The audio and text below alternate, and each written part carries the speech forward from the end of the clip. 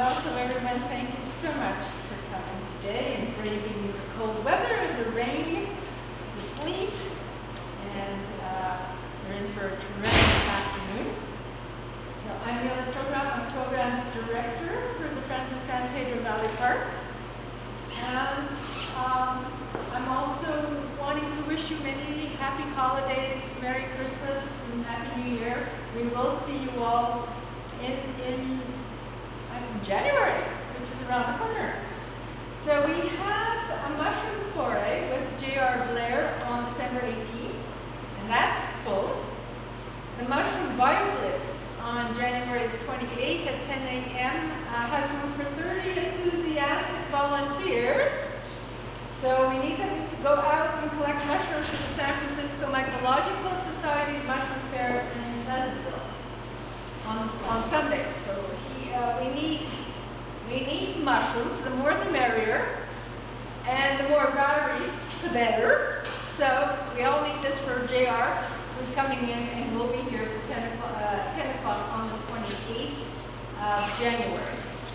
But he will give us a mushroom walk on December the 18th at a much more leisurely pace on that day. Photography workshops with Edwin Hacking are going to be taking place in January on the 14th. It's probably going to be the DSLR workshop, which is going to be a 3-hour, and then we're going to, on the 28th, we're going to have the iPhone Samsung video, which is going to be a 2-hour. And it's limited to 6 people, so please register on Eventbrite. And then our upcoming lecture will actually be a webinar, a Zoom webinar. We're going to have Catherine Hildoff joining us from the East Coast of the United States on Saturday, January 21st at 4 p.m. It's a change of time from 3 to 4. And she's going to tell us about leatherback sea turtles. She's very knowledgeable about this, but she's from the Center for Biological Diversity. And she's graciously agreed to join us and give us this talk, so we'll learn a little more about them. And these turtles have been around since the Cretaceous period, the age of dinosaurs. And so we're going to find out what their migratory routes are, where they reproduce, how are they faring today, and I gather that they are in trouble just like any animal in the oceans now. They are having trouble too with pollution. So some of these questions and others will be answered by her during the Q&A and during the lecture. So now we have this wonderful lecture, Daylighting Springs, Creeks, and Marshes, 20 Years of Wetland Restoration in the Presidio of San Francisco. But before I go there, I must thank Kevin Bailey. He's our videographer. And he's kindly videotaping this lecture as well as he's videotaped the previous 2. So we're very happy and very delighted that he's agreed to do this. So Louis Stringler is the Associate Director of Natural Resources at the Presidio Trust. He has over 25 years of experience applying technical, policy, and scientific expertise to the design and implementation of ecological restoration, research, and education programs in the San Francisco Bay Area. After years of managing habitat restoration projects at sites such as Chrissy Field, Louis is now focused on bringing ecological innovation to the design, research, and maintenance of the Presidio's cultural landscapes. He's completed his graduate studies in land rehabilitation from Montana State University in 2003 with a focus on plant ecology in disturbed landscapes. So we're in for a terrific afternoon, so let's welcome none other than Louis Stringler. Thank you. Well, thank you for having me. It's a pleasure to be here on a rainy day, and this is one of my favorite spots in the Bay Area. This is a treasure, this land around here. So I'm proud to be able to talk about what we do in the Presidio. If you don't know, the Presidio is a national park. It was created by legislation back in the 1970s And it was always known that if the United States Army ever left the Presidio, it would be turned back to the National Park Service, which is what happened in the early 90s. It's like a small city within a city of San Francisco, right at the tip of the Golden Gate. And you really get a lot of context for what kind of an environment we're in here by this great air photo that shows the urbanization ringing the Bay Area. And right at that little tip there is San Francisco as the Presidio. So I'm going to talk today about the Tennessee Hollow Watershed. It's a relatively small urban watershed, about almost 300 acres, that extends and is fed by groundwater that springs up out of the ground all through the Presidio and then feeds through several tributaries, the central tributary, the eastern tributary, the western tributary, all the way down into the bay at Crissy Field. So ever since it's become a national park, we have been slowly restringing the necklace of wetlands, like little jewels that are coming back parcel by parcel. So I'll talk about what we've done with that. But just a little context here. The Tennessee Hollow Watershed is named after the 1st Regiment of Tennessee, a group of volunteer soldiers who made camp in this low ground area around 1898, just before shipping out to the Philippines in the Spanish-American War. And this was one of our imperial experiences when we, as the United States, were thinking about manifest destiny and using this opportunity to insert our influence over the areas in our sphere. This war, 1899 to 1902, was basically fought out of the Presidio. So everything that happened in that theater of the Pacific started in the Presidio, including these troops that had arrived from all over the country before they shipped out. They started here, a place called Camp Merritt, which is in the Richmond district, not far from where you guys lived. Back in the 1890s, this was open land. It's all fully urbanized now. But as soon as the 7,000 or so soldiers arrived from Tennessee, they started to come down with scurvy and pneumonia, yellow fever. And so the Army said, we got to get them out of here. Let's go put them in another place. So they moved them down into the Presidio in the Tennessee Hollow Watershed. So a little context, stepping further back, of what this landscape used to look like. This is the first image ever created on paper of San Francisco. It was in 1816, and the artist is Louis Choris, who was on ship of the Rurik expedition, which was a circumpolar expedition of scientists and explorers from Russia. And you can see in this picture is the Rurik anchored off of what would be the Golden Gate right over here. Here is El Presidio as it existed. It had already been there for over 25 years, almost the furthest reaches of the Mexican-Spanish Empire up into Northern California. And some interesting things to point out just about this old landscape. This had already been significantly transformed in the more than 30 years since the Spanish had arrived, set up a colony, and started to bring cattle and grazing this landscape. But notable for the lack of the trees that we have all over the Bay Area now. The tallest trees would have dotted the tops of the hills in the form of coast live oak. And the valleys were wet springs, and there was an extensive sand dune sheet that extended all the way in from Ocean Beach all the way to downtown. So it was an abundant and diverse landscape, like many of our landscapes in California, and very small parts on scale. The Yalama Ohlone were the people that inhabited and lived in this place for thousands of years, and they lived on the landscape as many native people did. All of their food, all of their everything came from the land, and their relationship to the land was everything to their survival and to their spiritual domain. This is just a recreation image of how the Ohlone and other native people may have lived in this landscape and the kinds of materials that they would have used in their dwellings. By 1776, the Anza expedition arrived from Mexico at the Golden Gate, and another kind of recreation of that experience.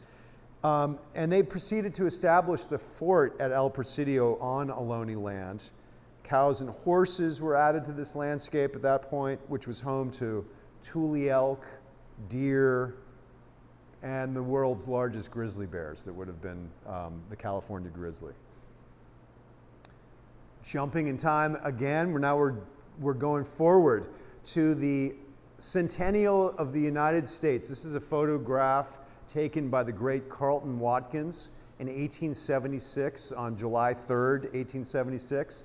And what you see here is looking down, we're actually here in the Tennessee Hollow Watershed, looking down over Alcatraz out in the distance there. And you can see the former salt marsh wetlands that extended from Fort Point under the Golden Gate Bridge all the way down through what is now the Marina Safeway in San Francisco. A relatively small salt marsh for the time, but soon after all of this came the 1906 earthquake and the filling of that marsh and most of the marshes in San Francisco Bay.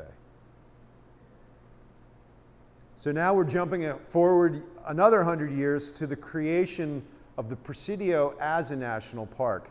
This is Bill Clinton and Nancy Pelosi, a younger Nancy Pelosi, signing the legislation that would create the agency that I work for, the Presidio Trust. And what the Presidio Trust is a new kind of federal agency.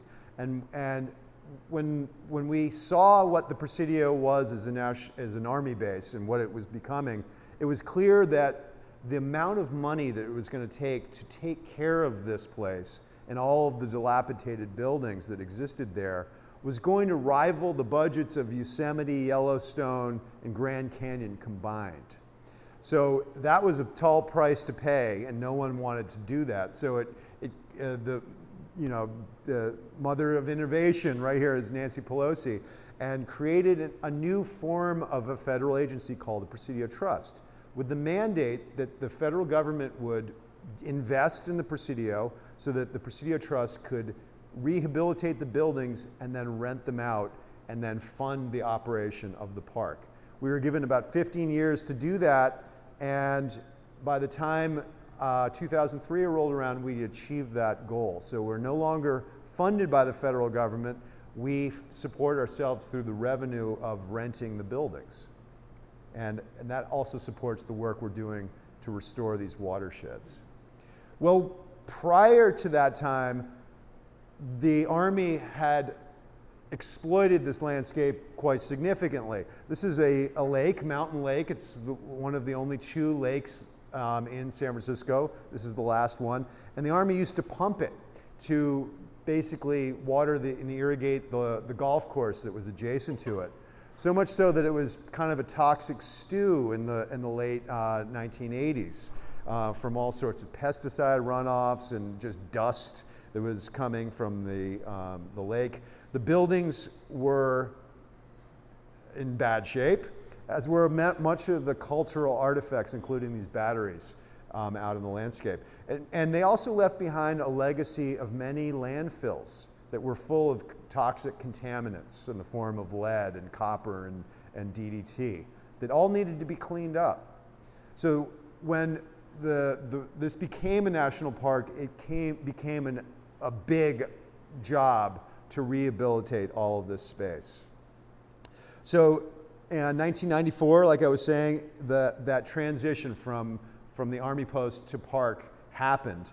And much of the work to reimagine this landscape, and particularly the ecology of this landscape, started soon after. So in 1996, the Presidio Park Stewards Program was born. And it was a National Park Service program with the partner, the Golden Gate National Parks Association, now the Conservancy. And it was at the beginning of this era that we were in now of ecological restoration being a community-driven approach to the crisis of loss of biodiversity and habitat loss. So the Presidio Park Stewards was the beginning of what I think has really become a movement that is now supported in the form of the UN Declaration of the Decade of Ecological Restoration that we are now in. And we were just figuring it out as we went. I started here working in this program soon after this photograph was taken as the ecologist for the Crissy Field Restoration Program, which I'll talk about in a second. But with the creation of this program, we began a big inventorying. What did we have? What was left? This was an army base that was still undeveloped, and there were remnant habitats and species that still remained that needed to be discovered and propagated. So we built the beginnings of a native plant nursery that would grow. We started collecting seeds and amplifying the plants and starting small projects gearing up to over now 30 years of work towards restoring the habitats of the Presidio. It's now a modern facility, very high-tech nursery operation there, where our partner, the Golden Gate National Parks Conservancy, grows over 80,000 plants a year of as many as 250 native species that we use in our work to rehabilitate. At that time, many management plans and documents were done in the planning department that were put in place the steps that we needed to take in order to do the work that we are still doing to this day. So Presidio Trust Management Plan being one of many plans that put the blueprint for this work into operation. And I'll just read from a Tennessee Hollow environmental assessment just to give you the spirit of what we hope to do as part of this long-term project to restore an urban watershed. And it says, though mainly hidden today beneath roadways and storm drains, the flow of the creek persists. The small areas where its surfaces support some of the most valuable wildlife habitat in San Francisco. Our vision is to revitalize, interpret, and care for the watershed so that the future generations can enjoy. So an homage to the Antiquities Act that created the National Park Service. And what the first real campaign to start the restoration of the Tennessee Hollow watershed started at the bottom of the watershed with the Help Grow Crissy Field campaign in the late 1990s. It was a big campaign, and you guys may have remembered this. There used to be banners, these banners, all over the city, street lamps going up and down Arguello and other parts of the city. And our partners at the time, the Golden Gate National Association, now Conservancy, raised more money than had ever been raised for a national park for this project to happen. Over $35 million was raised to excavate out the old landfill that was placed on top of that massive salt marsh that we saw before, and to engage the public in the action of restoring this extraordinary place. This is what it looked like in 1997, highly degraded with the fills right on the edge of the tip of the city. All of these images used to be that salt marsh that I showed from the Carlton Watkins photograph that had been filled after the 1906 earthquake. And in the background, the remaining piece, the last building of the Panama Pacific exhibition, the Great World's Fair that happened in around 1914 in San Francisco. And so there was a concerted effort to fill these wetlands. And these wetlands were not seen as valuable. They didn't have the vision and knowledge that we have today. The value was in land. We needed land, and they made every effort to make that happen. So between 1997 and 2001, the Golden Gate National Parks Conservancy, as I said, raised over $34 million for this Help Grow Crissy Field campaign. And this is the beginning of that work to actually restore the habitat. As you see down here, we had hundreds of volunteers every week coming out to pull weeds, to propagate plants, to put plants back in the ground. And it was really a celebration of what was possible in San Francisco. And now it's the beautiful site that we see today. As you go there in the northern waterfront, it's a spectacular park that has a 16-acre salt marsh lagoon and wetlands and fringing 20 acres of foredune habitats that are doing very well today. So in the blink of a geological eye, the site was transformed from an extensive tidal wetland to an Army airport and back to an urban ecological restoration. And this picture is exactly in the location where Dwight D. Eisenhower was standing in 1942, and he wasn't even a general at that point. He would soon become the president of the United States after becoming a general. And these troops that you can see here were about to ship out to the Pacific Theater in World War II. So with that success, we started the next pearl in the necklace, a little further upstream, and a site that was transformed in 2004 in a site we call the Thompson Reach of the Tennessee Hollow Watershed. I want to add that we've added one name to all of this. So you remember those tributaries that connect and go down to the stream. Several years ago, in honor of the Yulamu and the village that was part of their seasonal life, we renamed the creek Petlanook Creek after the name of the village that was the Ohlone village right at Crissy Field, which is still buried under sand dunes and a former shell mound site. So when I'm talking about the Tennessee Hollow Watershed, and as we see these springs bubbling to the surface and running through, it's now called Petlanook Creek after that Ohlone village. So Thompson Reach was an old Army-era landfill.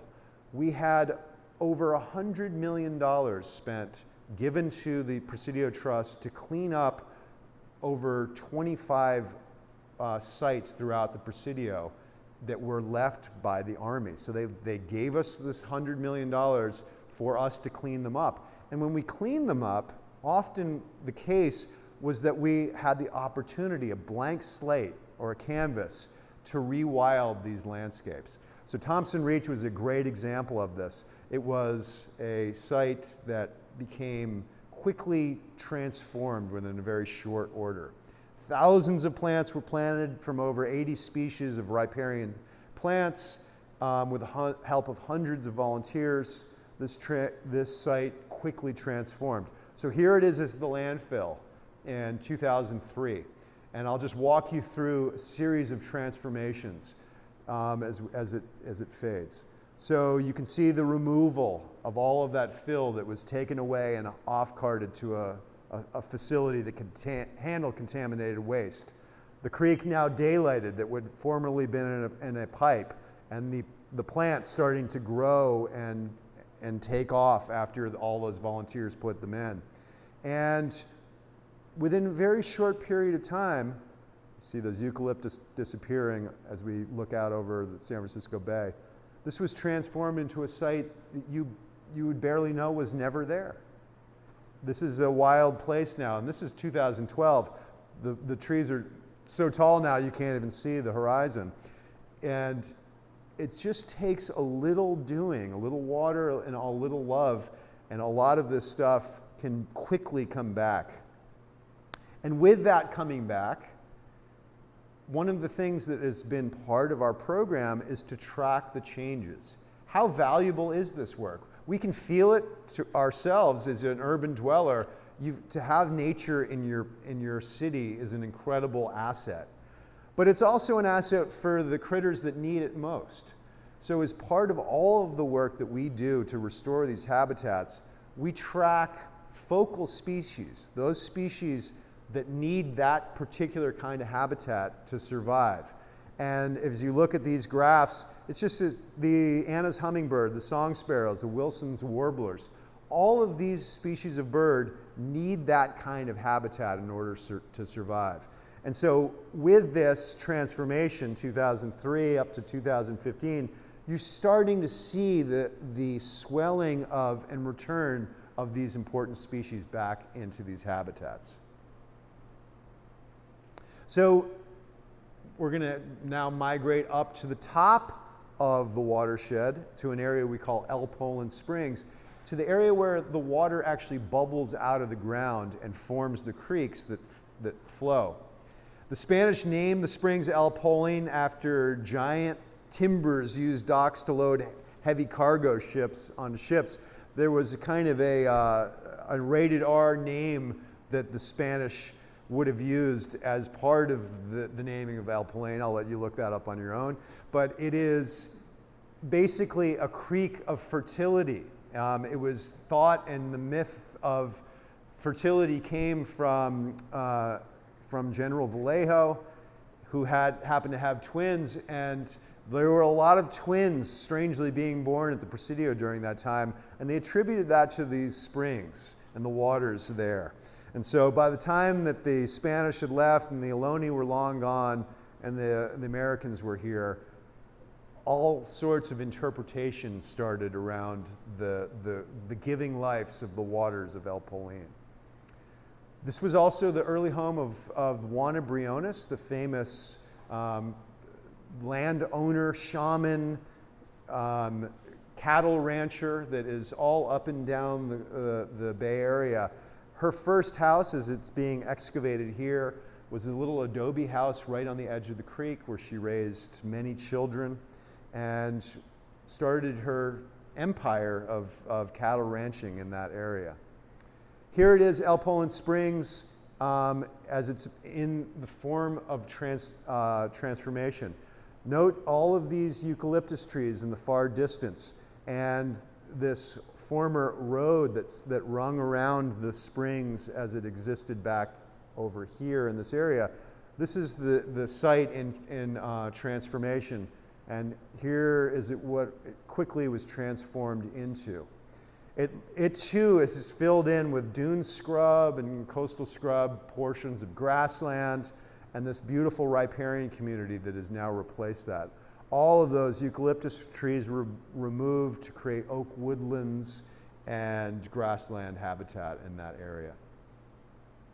Here's another view as it was happening during the transformation, looking from the south to the north, and you'll see a series of ponds that are being created down here, the removal of an old landfill at the top again, and here it is just a few years later, and again, this is a photograph that I couldn't take today because the vegetation is so tall now that you can see, but even in a very short period of time with the right elements, these landscapes can come back with extraordinary biodiversity and ecological function.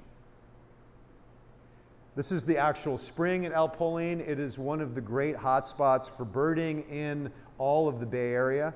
Routinely, 200 species can be viewed from these springs as they are migratory birds coming over the Pacific Flyway and resident birds such as the Allen's hummingbird that are drinking here. So later on, we had the opportunity to restore some wetlands as part of mitigation from the San Francisco airport, who were filling wetlands in to create a little rumble strip at the end of one of the runways. And for the small amount of area that they had to fill in, they had to mitigate for the wetlands that they're filled in at the end of the runways. And so we received money from the San Francisco airport to do several more projects in the Tennessee Hollow watershed. And this being one of them, an area we call YMCA Reach, because there's a YMCA right through the trees here.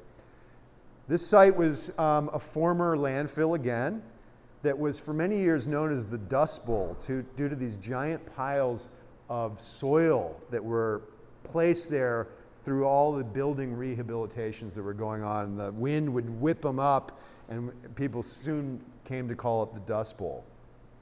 So in 2012, we started to excavate that site and to rebuild the channel and daylight the creek. And again, plant thousands of native plants with the help of volunteers and staff.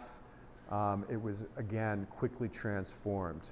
So here it is, 2014, and you see this open creek. Right after that we were finished, we got a rain like today, and that water immediately filled up. And so there's an old pipe that used to extend all the way underground that was containing that creek. We pulled that pipe out and built over about 800 feet of linear or curvilinear creek channel that was pinned in by these little pinning logs to prevent it from moving around.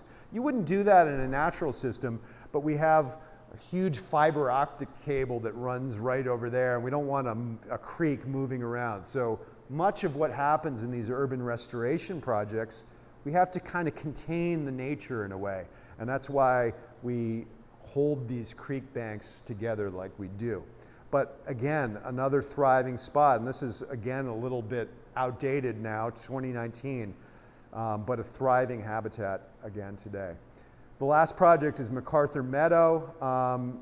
This is a planting day where we had hundreds of volunteers out on, again, another day like today where it was raining just like it is, and thousands of plants going in at that site, and it looking transformed as well. Quartermaster Reach is the most recent addition to the Tennessee Hollow watershed. It's about 6 new acres of tidal marsh habitat that connects to the point where the springs meet the bay. So this is a new salt marsh. It's a rendering of what the site will hopefully look like in the years ahead. But in this project, I got my start working in habitat restoration on the Crissy Field project in the late 1990s. And at that time, we weren't concerned much with anything but the plants. And as we've learned more and more in the movement of what we need to do to restore these habitats, we started to focus on the organisms that live below the water in the intertidal region for this project. So we still have planted all the salt marsh plants and the upland plants, but we started a project that I'll tell you about now, and I'll first give a little context to this particular area. So here's the Presidio. This is the Coast Geodetic Survey of 1869 as it was surveyed, and you can see the extent. So here's where Golden Gate Bridge would be today, and here's now where Fort Point is as well. But here in this portion of the Presidio were these seasonal freshwater wetlands that were seeping out of the ground of the bluffs just over by Fort Point. Quickly transitioned into this tidal slough with a classic barrier beach that was known at the time as Strawberry Island for the native dune strawberry that grew all over this island. And the tide would come and go every day, of course, and this water would receive and cover and all of that. So you can get the extent of the historical ecology of the northern part of San Francisco. Much of this has been filled all the way here to Fort Mason. This is now the Marina District, which was open water at that time. And just to give you another sense, a little zoom in on this area of the tidal marsh and that barrier beach, you can kind of see where the city would become. So I'll flash back and forth so you can get a picture of that. So here, this is a georeference photograph that is in the exact location of where that Coast Geodetic Survey was. So let me just flash back and forth here. So here is the Palace of Fine Arts. Here is the airfield that the Army built on the fill of what is now Crissy Field. And you can overlay where this was, right in that urban landscape. Another view of that same location taken from the east, looking out towards the Golden Gate, these great sand dunes that were underlying what is now Fort Mason. And that big dip in the landscape that I showed you on the map previously, where the Marina District really is now living on fill. Remember the earthquake in 1997? The reason that neighborhood fell down was it was built on the fill that's placed over the bay in that location. Here's the barrier beach that I mentioned, that Strawberry Island. And this is at high tide, as the tide is up and flooding the channels that extend all the way out to Fort Point in that direction. Big sheet of sand coming over the top from the west, oak woodlands, similar to that Louis Choris picture that I was showing earlier that was painted from the Rurik expedition. You get a little sense for this. And this picture was taken in probably 1898. But also just to point out how much, and this image was created to give an extent of the dune systems that used to be, San Francisco was considered the 4th largest dune system in California. And this sheet of sand extended all the way from Ocean Beach into what is downtown today. The last remnants of it are here in the Presidio. And we do a lot of work restoring those as well. So here we are excavating the marsh as of 2 years ago to create this new 6-acre tidal marsh wetland at Quartermaster Reach. And you can see the sand that was kind of shoved in on top of this to create the fill. They actually took a hydraulic pump and slurried that stuff in to cover the wetland. But you can see all of this ancient bay mud that is accumulated over time, and we dug down into that to recreate the footprint at the toe of that slope. And so everything that we do is in this project is not only for the nature, but for the people that get to enjoy these places. So the kids that get to come out here and study what these transformations are like. And of course, the beauty of having all these shorebirds and flocks of great nature coming into play. So here is an air photo from just as the transformation was occurring, the Doyle Drive project that replaced the old dangerous highway on-ramp to the bridge. And here is a rendering of what we hope it will look like in the years ahead and is moving towards. So now I'm just going to tell one story, a little bit more detail about a project that we did in order to restore some important organisms back into this newly created salt marsh. And the story of the Olympia oyster, otherwise known as Ostrea lurida, has a long fossil record in San Francisco Bay with fossils from the Pleistocene.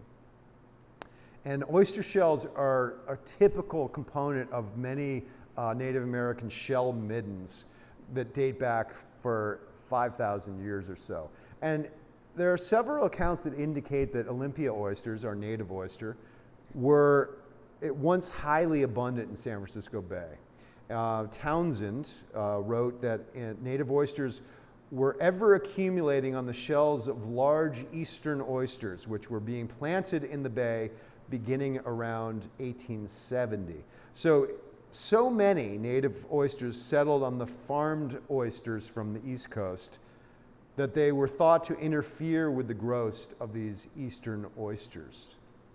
Settlement on cultivated oysters by the remarkably fertile native oysters naturally adapted to San Francisco was so great, the Townsend wrote, that when a heap of the eastern oysters had been placed and cleaned for market, the Olympias were considered the parasites on top of them because they were small, they were teeny ones. Mark Twain used to write about eating them, they were his favorites. But the big eastern oysters were the ones that were making all the money. These native oysters came in and overtook them. So they have been present, but they have been greatly reduced. Hydraulic mining and the gold rush, all the impacts of filling wetlands have greatly reduced their numbers. They're still there, and they still have the ability to repopulate, but they need important substrates in order to grow. So this project was an opportunity for us to experiment. Could we get oysters to return naturally if we put the right structures in place for that to happen? So I'll give you a feeling for the experiments that we're doing ongoing now to do that. The first one is the construction of these things called oyster balls. They're made out of concrete, oyster shell, and sand that gets mixed together to form these balls that are about 80 pounds to carry and place in the water. And you stack them together and you manufacture them out of oyster shells. For over a year, we went around to San Francisco restaurants and collected shell in order to build these things. And the shells are important. The oysters, believe it or not, can smell and move and migrate as they're swimming as little babies in the water column. They can find their way to these places, and they have hearing and they have smell in order to do that. So the shell is a perfect substrate on which for these things to grow. We also worked with a group called the Architectural Ecologies Lab at the California College of the Arts. And this is an innovative group that I reached out to when we were attempting to experiment with a lot of the hard structures that are needed in one of these urban landscapes. And these guys work with interesting, innovative 3D printed fiberglass panels to try to create floating habitats that could have functional use for other reasons, for human reasons as well. And they've experimented with all sorts of textures and contours in order to try to attract native aquatic organisms into those areas. And finally, we experimented with manipulating the culverts that connect the salt water through the roads. And in a typical culvert that is cast out of concrete, you just have a flat surface, very smooth. We wanted to create these culverts to function so that the flow of the water could happen, but also to create rough surfaces and terraces on which these oysters and other organisms need to grow. This is a picture of one of the 3D printed fiberglass panels that the Architectural Ecologies Lab created, and that what it looked like soon after being placed in the salt water. If you're ever into boats, you know what fouling organisms are, the things that get all over your boat unless you scrape them off. Many organisms in San Francisco Bay are invasive, but many are not. And so we are experimenting with different kinds of substrates that can be used in order to attract these organisms. Here's our wildlife ecologist John Young with a group of students counting and measuring the success of how many oysters are starting to settle. And you can see all these oyster shells and living oysters now starting to grow on those. So as part of this experiment, we are trying to monitor the success of this. How successful can we be? Because oysters are a keystone species. They filter water, and they build habitat for a number of species that would otherwise have a hard time getting there. And this is the kind of thing that people are interested in. They want to know what is possible in the 21st century as we attempt to save these things. And just some beautiful organisms that were photographed from under the water of these culverts. This is the flat Okinia nudibranch, as well as a red-eyed Medusa nudibranch that are floating in the waters there. We don't typically, unless you're going underwater, get an opportunity to explore what's happening below the surface. So, back to the big picture. How much have we done so far since the Presidio became a national park? These areas in green are what has been restored in the watershed of the Tennessee Hollow watershed. And the blue are the areas that we have to do over the next 15 or 20 years. So in the time span of from 1994 to hopefully 2034, we will have a fully functioning, restored habitat system that runs from the springs of El Polín all the way down through the tidal marshes at Crissy Field. And we hope to bring back just a touch of the great biodiversity that was once San Francisco. We think we can do that, and we've been showing that it's possible. Even in an urban landscape, you can have genuinely wild places that still exist, that still allow for critters and people to thrive. So here's just a great San Francisco wild in the city map that shows the old sand dunes, the grasslands, the oak woodlands, and salt marshes and wetlands, and what it, of course, looks like today. Presidio, we think, can still be a biodiversity hotspot going into the future. In fact, the goal of our agency puts biodiversity and the preservation and expansion of it at the top of our goals as an organization. We measure our success by how well we can renew the landscape, how well we monitor our success in doing that, as well as engaging the community, educating children, and hopefully bringing back beauty into these incredibly rich parcels of nature that are still in the city. And that's it.